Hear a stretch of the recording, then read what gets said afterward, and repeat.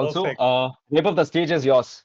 Varun, all right, we are getting started.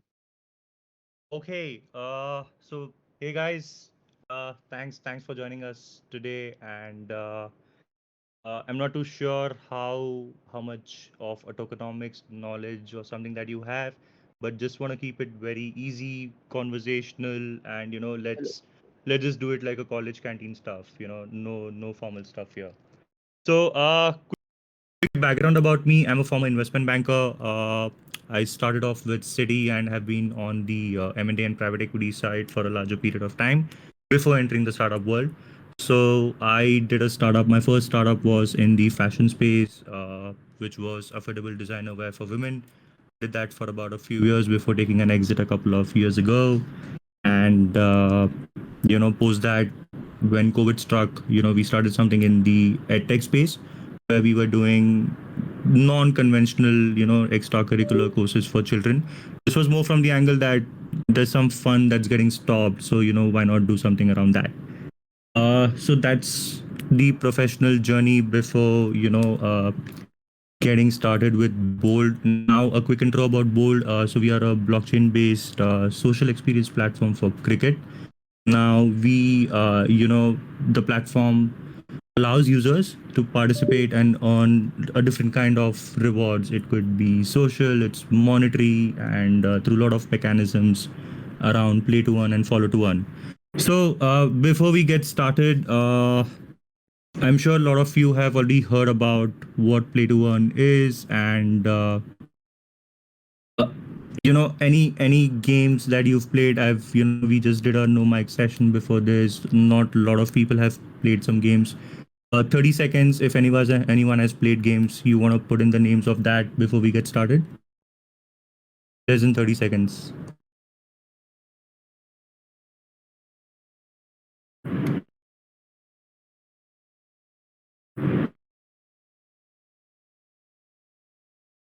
Okay, no one. I'm not getting any answers. Am I audible, by the way? Yeah, you're right. Okay, got it. Uh, okay, Rage Effect, PUBG. Okay. All right. So cool. So the entire play to earn era, has got up a lot of action, and a lot of people have started entering such games. And I'm sure we've only started hearing about it in the last couple of years. So now the entire journey, the whole space of crypto has been hot while we've seen. Oh, okay. So I'm seeing a few names, few people who've played Axie Infinity. That's good. That's like the benchmark that people consider for Play to Earn, one of the first most popular Play to Earn games, which fueled this spark. So when we talk about Play to Earn games, like one major thing that comes into picture is the token, the crypto token. And what people usually think about this is that we've always heard about Bitcoins, ETH, and all of the coins. So any coins that you guys know apart from Bitcoin, Ethereum, any mainstream coins that you guys follow or invest or anything? 30 seconds again. Let's put it in the chat. Anyone wants to come speak on the coins that they know? Happy to do a 10-second discussion. Anyone, you want to raise hands? You want to come on the stage?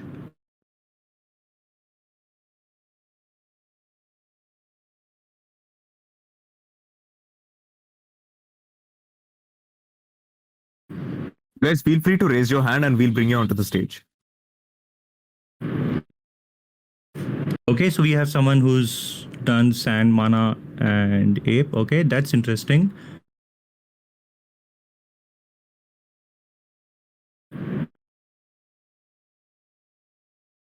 All right, so cool. So for the benefit of the larger group, just an introduction to crypto tokens.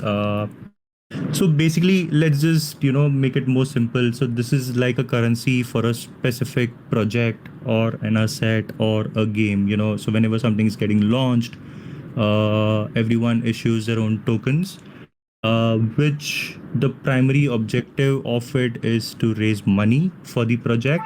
and the secondary objective is to ensure that the entire ecosystem play comes into picture, where users, I mean the token holders, earn some benefits out of the ownership, and also at the same time, when we talk about games, there's a lot of utility into it.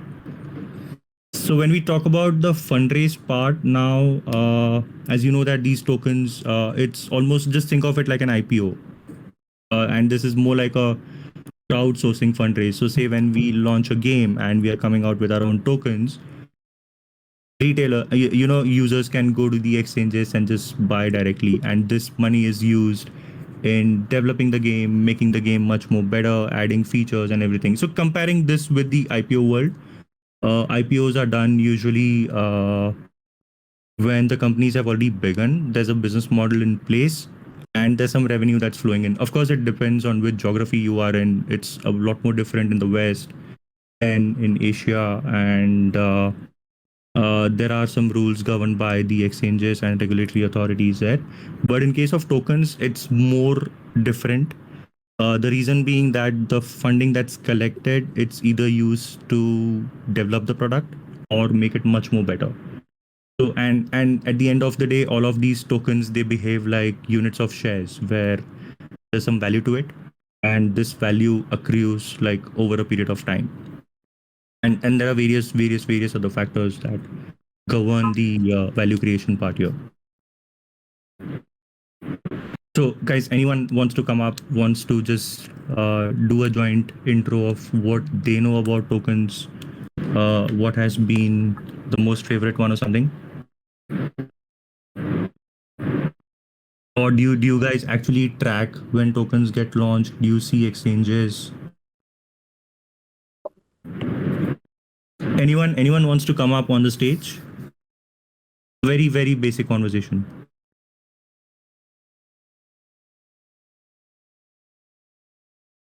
So I think we have. Let's do this in short.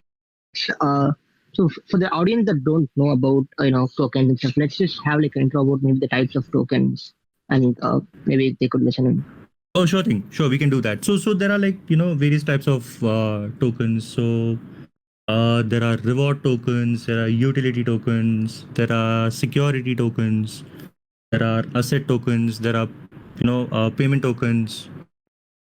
The most common ones, or rather a couple of important ones that I would like to highlight here, is the security tokens and the utility tokens.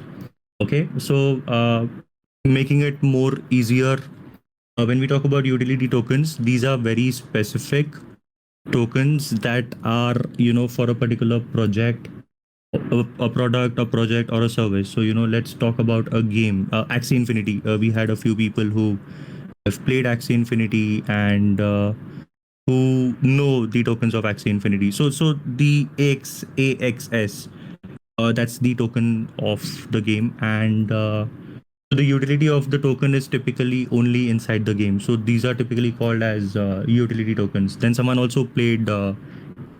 We saw the name Mana, so that's Decentraland. So again, all of these games issue specific tokens that they have, and every token holder has some benefit that's attached to the ownership of these tokens. Okay. Now moving on to a security token. These tokens are basically, so these are like financial instruments. These are backed or maybe connected to some sort of a earning stream. It could be in the form of interest, dividends, or more on the financial segment part. Let's take an example. So what would be things that are backed by these? So it could be bonds, it could be stocks, it could be real estate rental incomes, and properties and everything. So those are like typically security tokens. Now the most happening one, the NFTs that we talk about. Now these are non-fungible tokens. So these are like these are digital certificates for ownerships. So we've seen. So any NFTs that you guys follow or any popular ones that let's can we have that discussion here?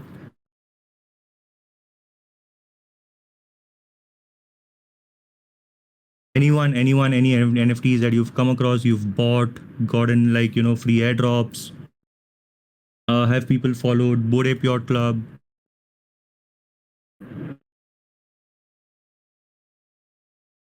Okay, a few names already in the chat. Bored Ape, yes. Okay.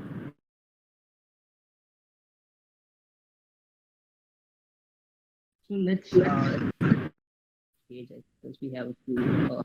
I'm not able to hear you, Ray. Hey, Hello. Oh, can you hear me now? I can hear you now. Yes. Okay, okay. Let's bring. I think there's a few hands that is raised. Let's bring them onto the stage and maybe they Sure. have something to say. Yeah.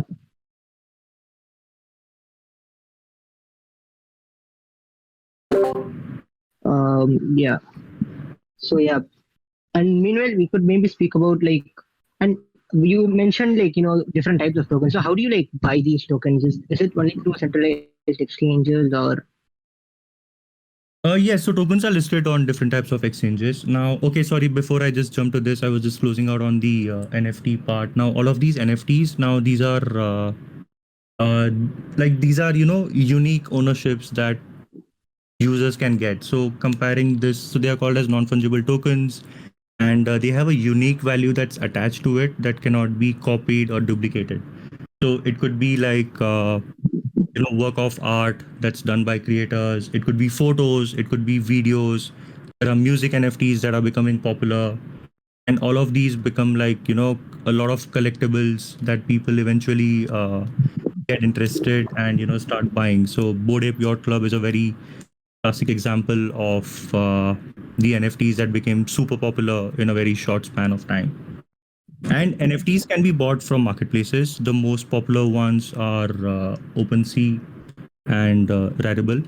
So, like all of the projects, they start like we did our Genesis drop. We dropped about 145 cards on OpenSea that got sold in like no time. And these were player cards and stadium cards that we dropped there for the Bowl project.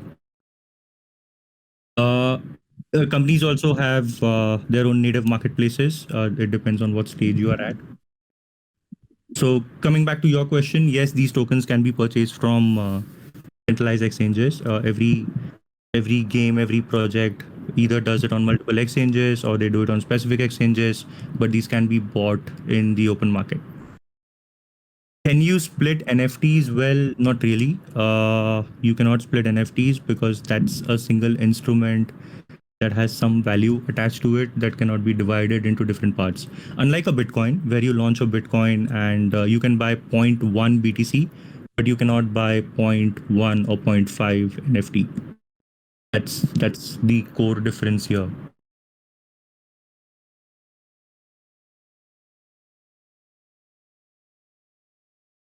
We have Should we?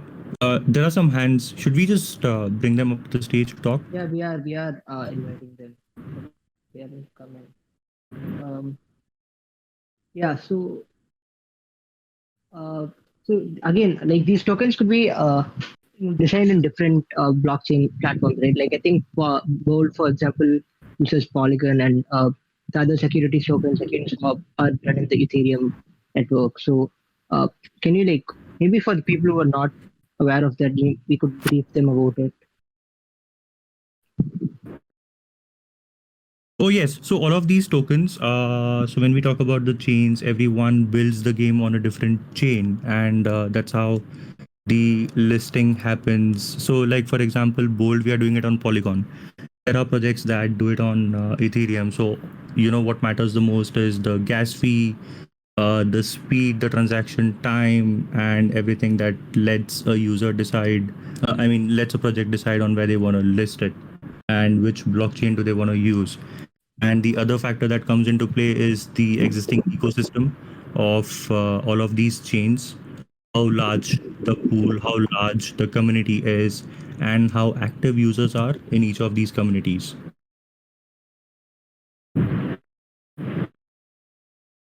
And have I think we have I can't hear you, Ray. Hey. hello. Hi. I think we have someone on stage. Hi, Rak. Raxus, do you want to say something? You want to ask something, maybe?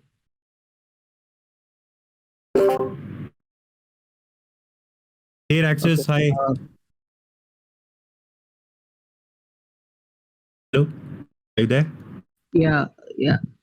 We also have Amit now on stage. Hi, Amit. Good evening, sir.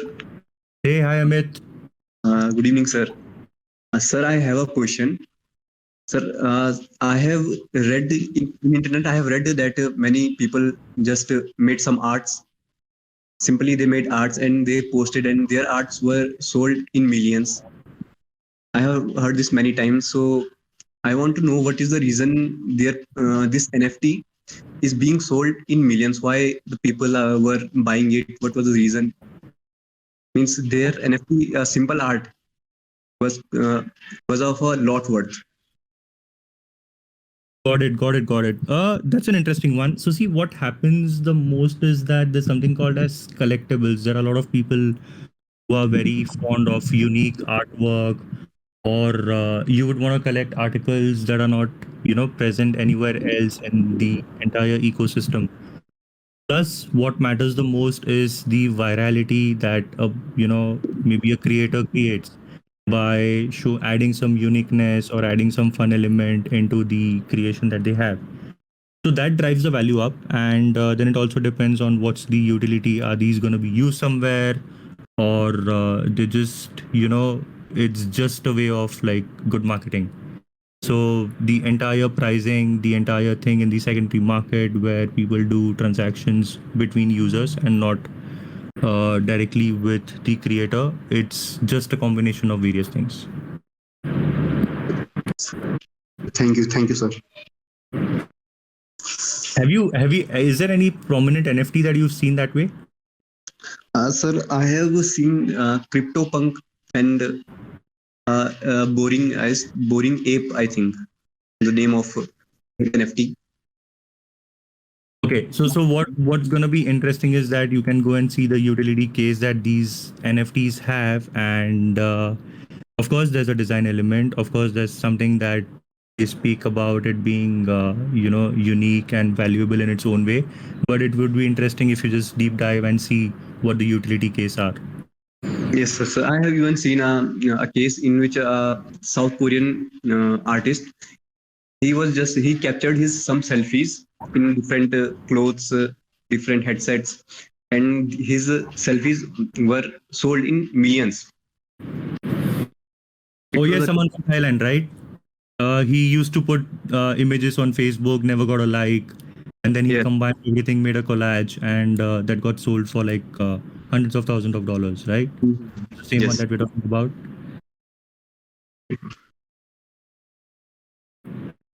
So that's the most interesting part, right? So these are new things that people are coming up with. Of course, there are a few people who want to build a use case around it, but others are just trying to do something creatively and making money out of it. Yes, that's the thing here. Yes, yes, sir.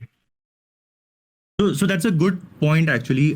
So Ray, I just wanted to start like Amit started it in a good way as to how value is really derived, and maybe how we should see that.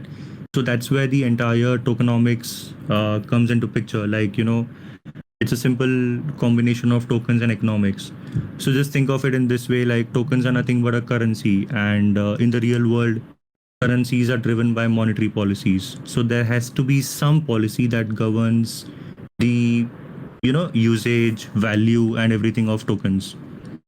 So that's the importance of tokenomics, and that's totally dependent on a lot of things, which is around the total supply of tokens, the utility case, the benefits that the users have, how's the ownership defined, how's the vesting that happens. To make it more easier, let me just give an example of supply. Like is the supply capped or is the supply uncapped?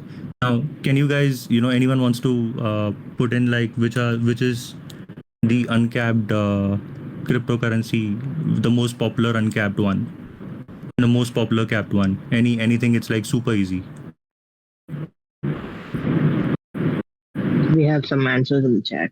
We're getting some answers. Okay, let's wait for some more.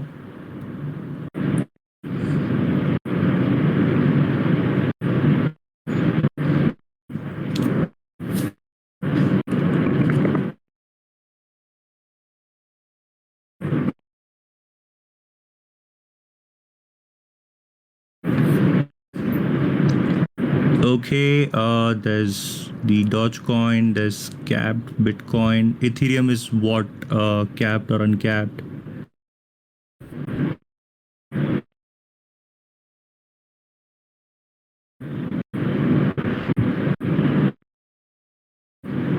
Okay, so the most popular ones, for the benefit of the larger group, capped one is yes, Bitcoin, and again, Ethereum is uncapped. Ethereum is uncapped, right? Supply of Ethereum versus the supply of Bitcoin.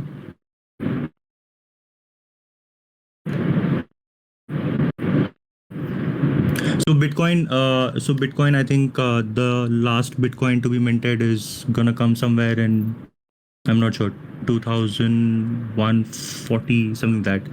Okay, so there's a good question here. What does cap supply means? Okay, so a cap supply means that over the journey of the token, there's gonna be a fixed number of tokens that will ever be minted. So like for the case of Bitcoin, I think there's about 20 million Bitcoins that would ever be minted over the years, and it's all decided. The supply schedule is decided, and when it's gonna be out, I think it's 2140. Yes, 21 million. You're right. You're right. It's 21 million.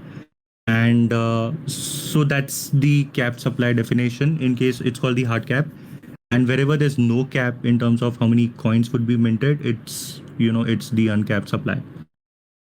So why that matters again is it affects the liquidity, it affects the price of the token. Think of it in the ways of the stock market, where you have say a million shares of a particular company, and you know that this number is fixed, and whatever value appreciation happens, it's going to be divided only within the million shares, versus a company that keeps issuing shares, and that's maybe value creation is again divided between all of the owners.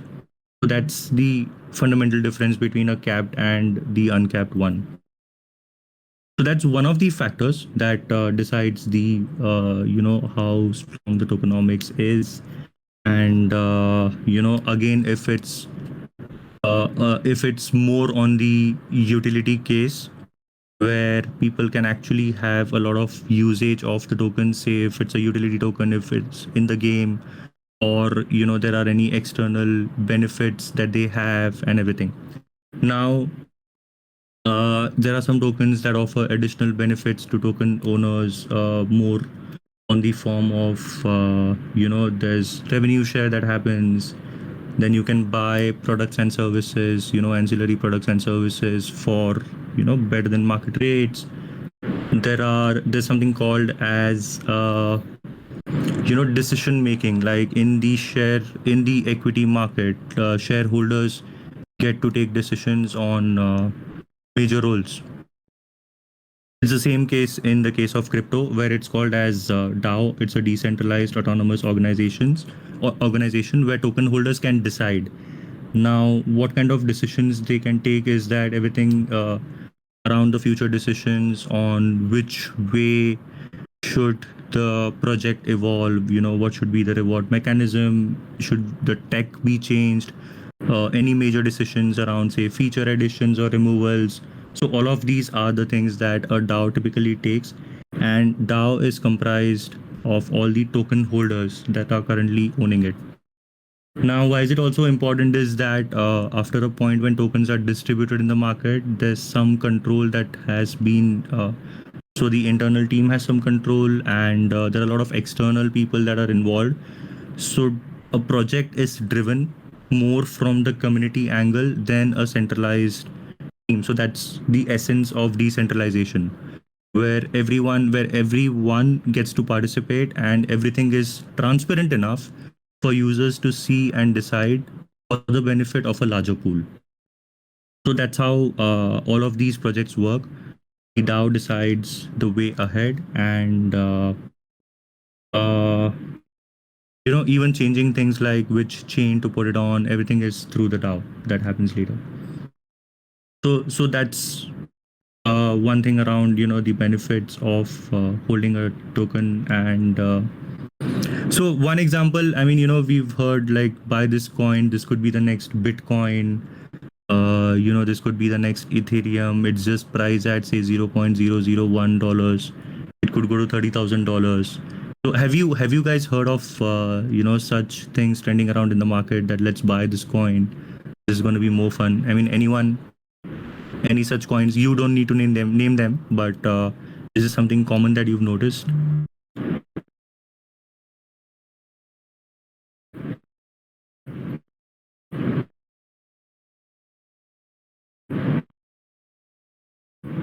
Anyone in the no mic section?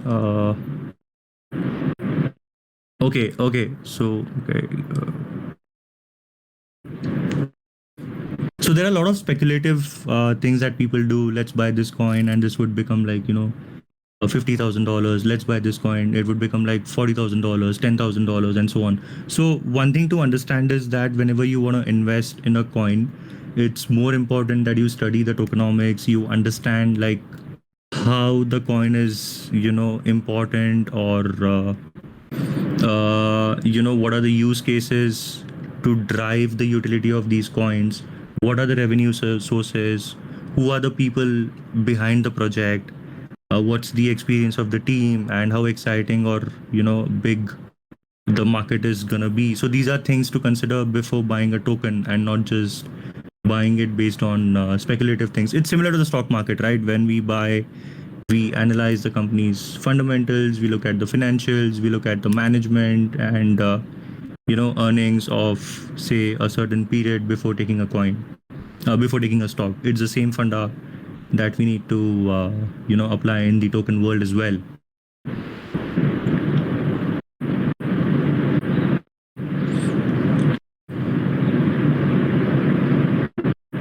I think we have a lot of interesting questions Yes, in the so I chat. think let me just stop here. Let's bring a few people on the stage. And So one interesting question I read in the chat was how is music related to NFTs? I think you mentioned earlier having NFT with music, and so there is one person who's asking how music is getting involved in NFTs. okay, so see, what people have done is when it comes to selling their records, or when it comes to creating unique stuff, and music is again around different things, right? It's not just movies or albums that people make. There's a lot of things that goes into sounds. There's a lot of things. There are music that's used in movies. There are things used in TV shows and everything. So here the artists are actually able to decide that do they want to sell it on their own for some use case, or do they want to do it for royalties that gets generated over a period of time whenever this thing is used.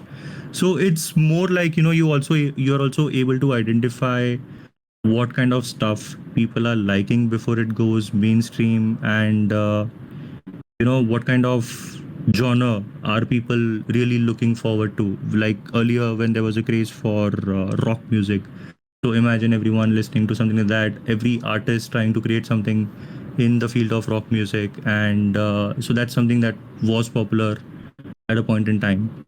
And so when it comes to blockchain, it opens up the possibilities immensely. So that's how even musics have been able to become mainstream in the NFT world. And likewise, even video. When you talk about videos, so there are certain clips that people have started making NFTs of, and that over a period of time maybe becomes collectibles or becomes like mainstream for the users themselves.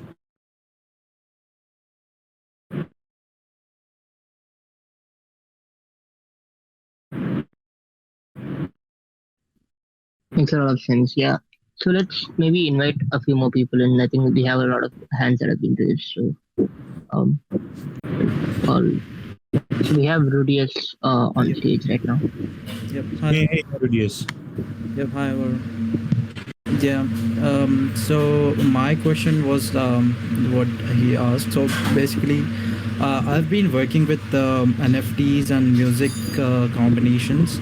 Currently, even now, I'm working with something like that, where we're working on connecting music and the artists and their musics to the people, our audience, in a way that they have a sense of ownership, that they are not only a fan base, and not only they will purchase the NFT because it's an NFT, but because of the royalty things that we talked about, right? So we're in that sense that owning the NFT will enable the buyer or the minter to be able to get some part of the royalty that will be predefined by the artist. So we are working on something like that.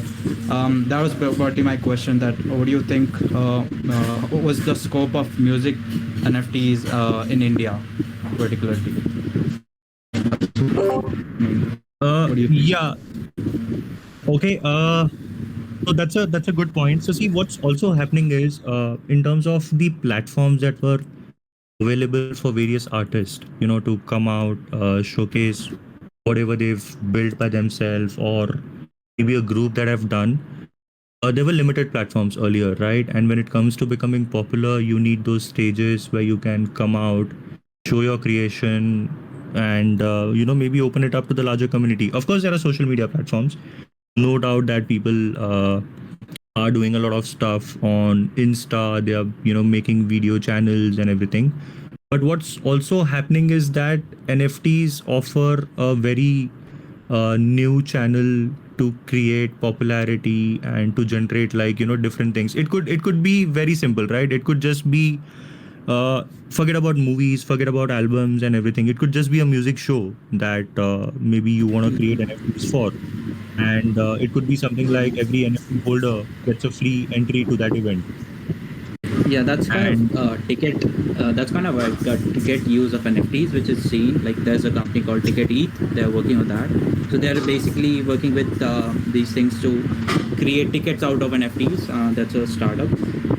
That's also really a growing use case of NFTs we have seen for artists and all broadly, and also for concerts and all. The like people are treating NFTs as a tickets and also some kind of membership thing, maybe. So that like there's this broad sense of like multi-use case things going on in that sense as well. I've seen.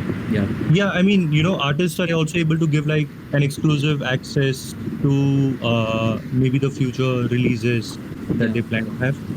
That's one of the benefits that these owners would receive. Then there's royalty, that's going to get generated over a period of time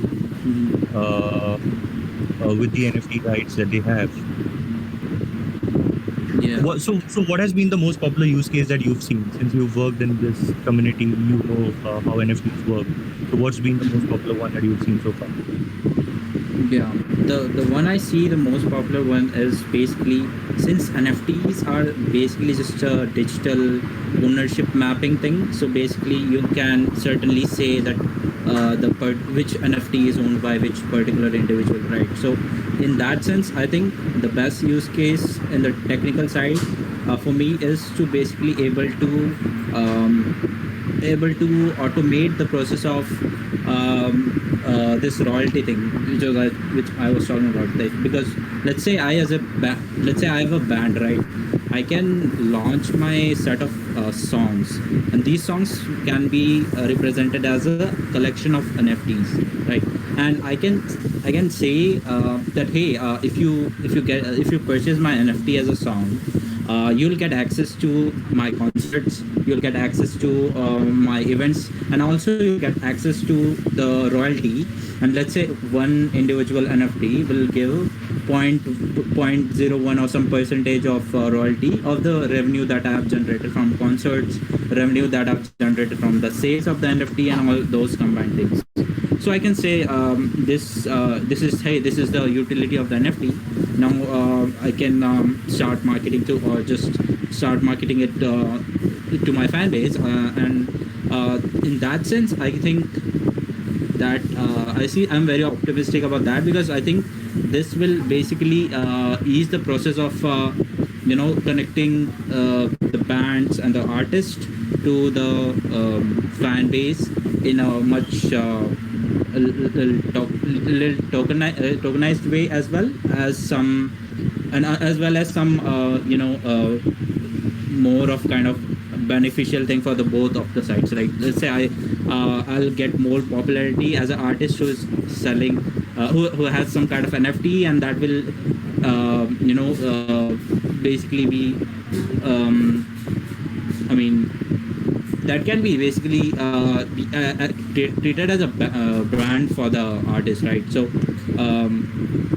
I think that's the one use case I see, the royalty thing, where it can be automated using smart contracts. That the off-chain revenue that I've generated, I can distribute that to the holders of the NFT.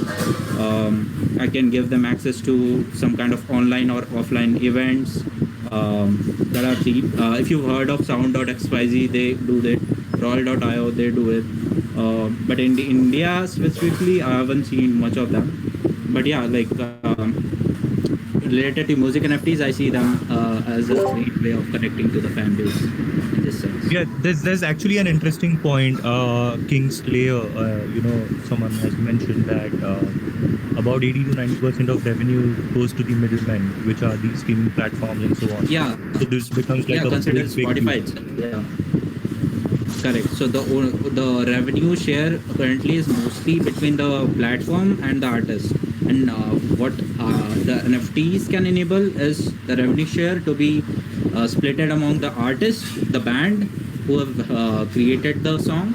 So let's say I have like 10 members, I can have a split wallet contract, if you know. So there's something called split, where you can split revenues off-chain on-chain. And that can be the royalty receiver of the NFT secondary royalties. So let's say, there are like royalties on the secondary marketplaces as well as the normal mint royalties, and I can attach that split wallet there. So that in that sense, I can basically split the revenue that I get from the NFT sale to all the people who have participated in creating the song, and they'll have a fair share, pre-mentioned before they deploy the contract. So this is actually a good use case to actually able to split the royalties, and this way it will mostly go to the artists and their fan base, which will basically be holding their NFTs and helping or supporting the artists to grow and make progress. That's what I think. Yeah, because it's also a demand supply game, right? I mean, the number of artists that are there, it's going up day by day. A lot of people are coming out with the talent, and these are some of the streams that were not so mainstream in terms of career option, but these are opening up now. So that also opens up endless possibilities for users and for creators especially to explore new channels and new mechanisms to maybe sell their stuff. Surely. I've seen only a few of them. For example, I heard Ghana's CEO, they raised some money to build something like Royal.io for India. So they are working on that, I think. Also, Alive.house is something that is working similar to this idea of NFT and ownership of the digital or audio thing with the royalties and stuff. But yeah, in India specifically, I can't. I do see that people are motivated and are enthusiastic about it, but in practical sense, I don't know how the audience will respond. Theoretically, I see it's a very interesting idea, and I think it should be. It should have actually some really good response from the public as well. But yeah, I haven't seen much, so yeah, we still have to wait some time and see how the audience reacts or the people react to it. Awesome. Thanks, man. I mean, those were like really cool, valid points, and these are things that are coming up fresh. So this is going to be a different perspective that we'll be able to build over a period of time as we see more such NFTs. Sure. By the way, thank you guys. Actually, I'm a blockchain developer, so let me know if you have any technical queries as well. I can. Oh, happy to connect. I mean, all of you guys, So- please feel free to join our Discord channel. Like, we are coming out with a alpha version next week. So, you guys are most welcome to come, try it out, play the game with us, share your feedback, and of course, get some benefits by being early users over here. Cool, cool. See ya. Take care. Thank you.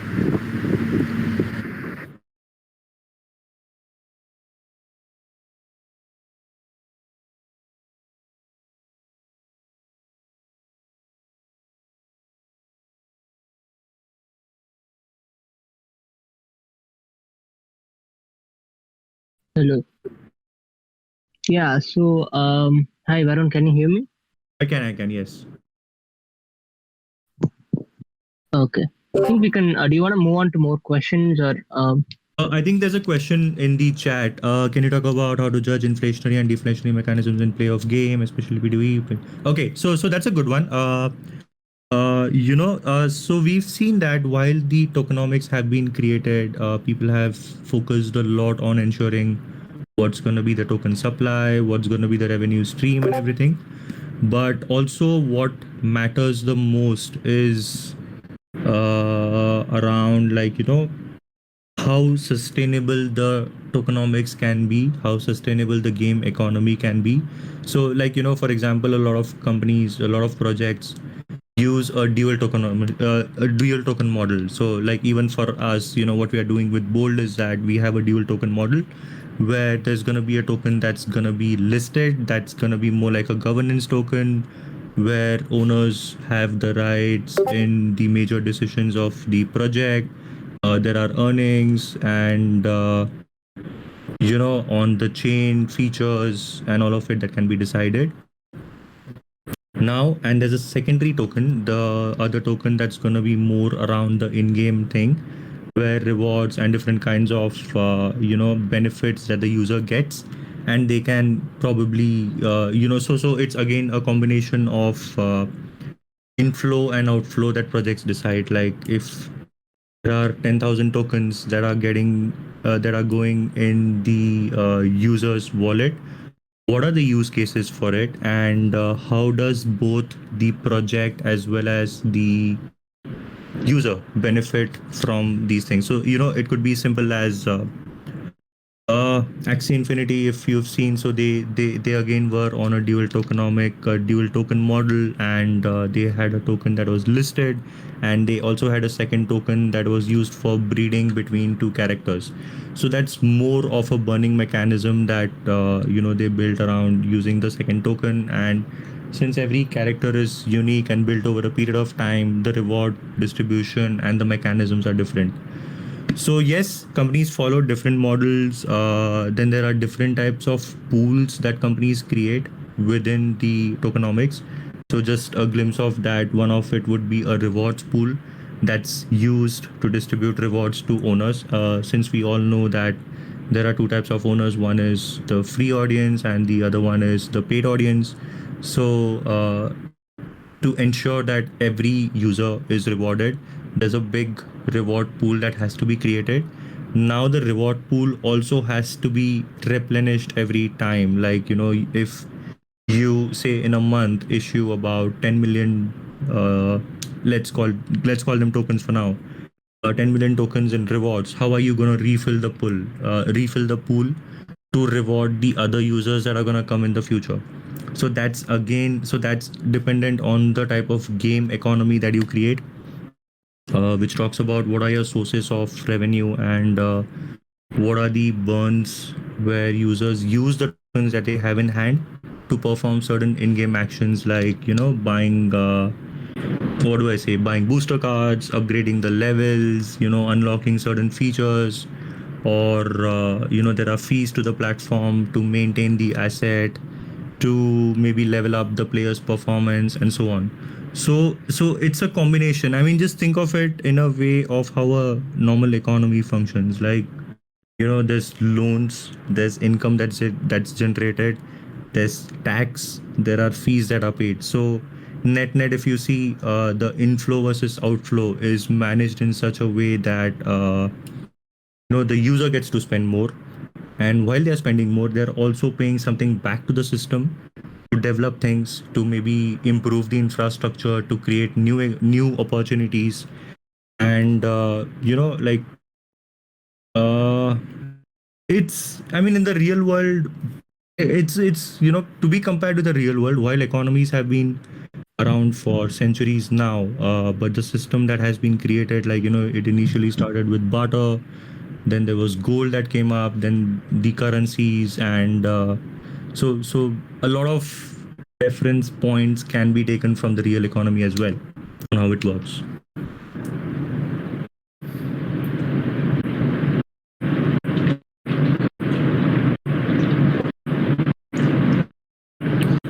Sorry, just wanted to give an overview. I mean, we could deep dive, pick each of these things around how the inflationary and deflationary mechanisms work.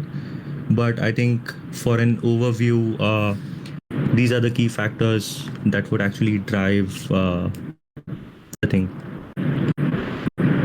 Okay, so there's a question. How can you tell me? Can you tell me about the allocation and distribution works in network? I've asked this question to them. Okay, so you mean the token allocation and the token distribution, right?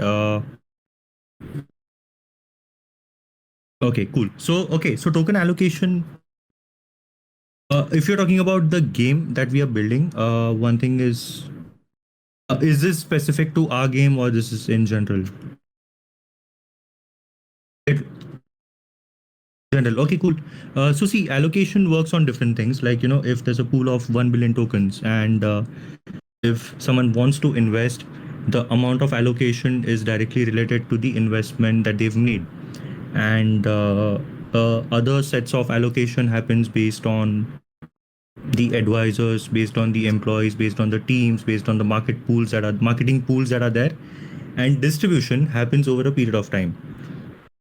This is almost similar to the equity world, where there's something called as vesting to align interest of all the parties. Now, say for example, the team is always vested for the longest period in a particular project. So when a team holds tokens, they have a cliff, which means that if a team holds about say 5 million tokens, and they have a cliff for a year, which means that 5 million tokens have been allocated to them, but they'll not be distributed until the 1 year cliff is over.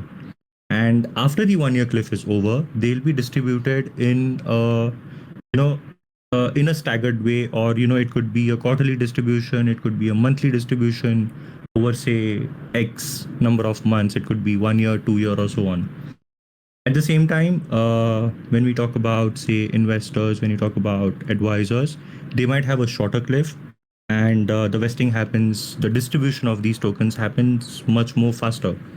What it also effectively means is that there's more liquidity in the hands of the community early on, and once the tokens have been distributed, once the tokens have come in the wallet, they have the flexibility to sell it out in the exchange, or maybe use it, or stake it for long-term rewards and so on. So I hope that answers your question here.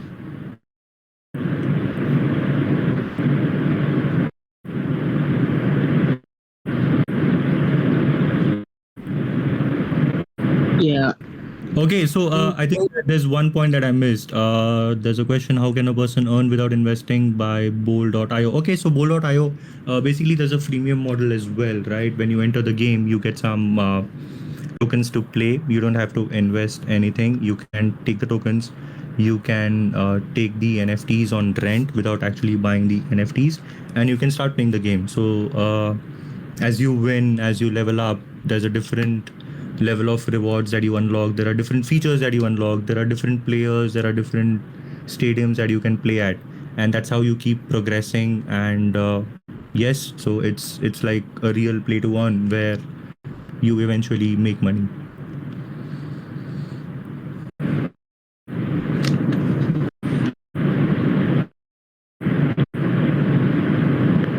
Hey Ray, sorry, you were asking something.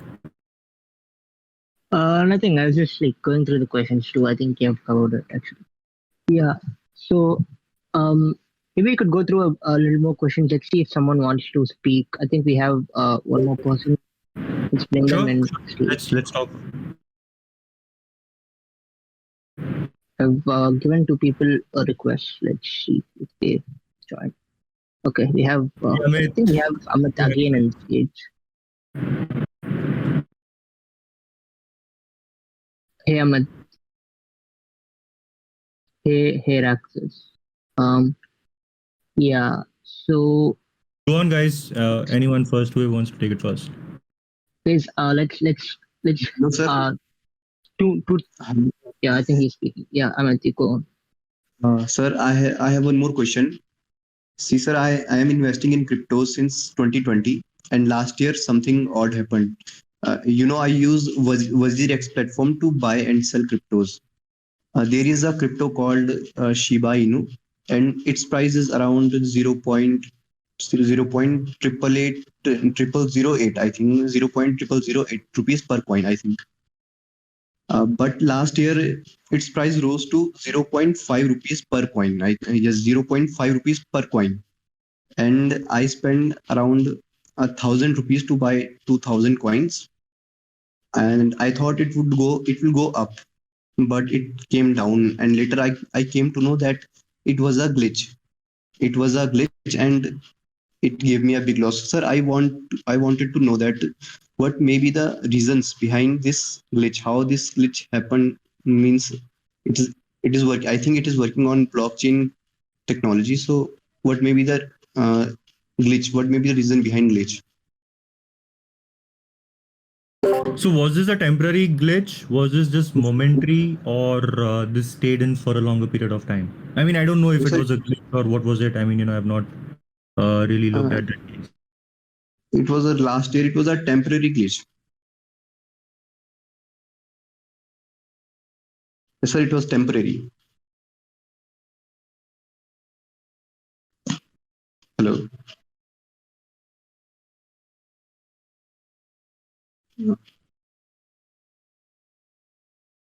Sir, am I Sorry, audible? I was while talking. Yes, you are audible. Yeah.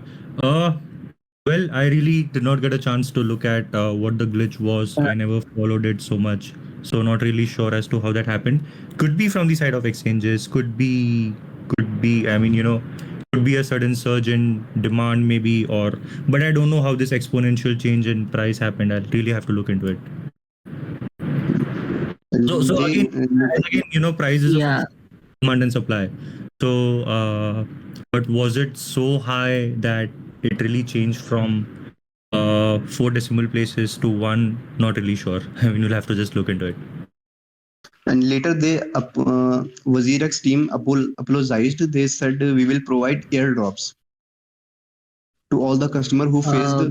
Compensate for the losses, right? Yes. Yeah. I think yeah. I think you should ask maybe dive deep into Asirex for that. Does anyone else have any other questions, or maybe you could wrap it up? Anyone, guys? You could always raise your hand or put question in the chat box, which is the no mic section.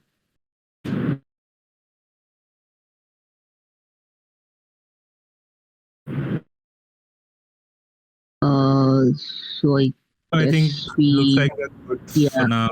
And I think you've answered all the questions. Yeah, thanks for coming, Varun. A great session, and I definitely learned a lot. And thanks for making it as interactive as possible. Then. hey, thanks, Ray. Thank you so much for having me here. And thank you guys. I hope this was helpful, and we look forward to more sessions with you. Of course, we'll keep sharing stuff with Ray and team, and they'll pass it on to you in terms of where we are and what we're doing and the upcoming game that we have. So happy to have our new guys on board there. Sure. Thanks a lot, Guru. Okay, yeah. Thank you guys. Have a great time. Thank you so much. Take care. Thank you. Bye. Yeah. Let's.